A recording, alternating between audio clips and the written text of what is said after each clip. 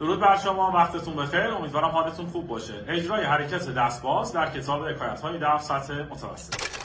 حرکت دستباز در کتاب به این صورت تعریف شده که وقتی ضربه تند یا ضربه بک رو اجرا می‌کنم به کمک دست چپ دف رو بالا میبرم و بعد برمیگردونم سر جای خودش. دف کاملا صاف حرکت میکنه، کج نمیشه.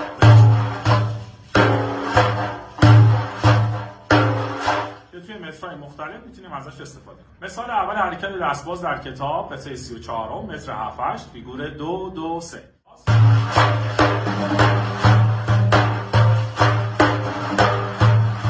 مثال بعدی از حرکت دستباز در متر 4 4 ریتم عربی تکنواسی 1 صفحه 80.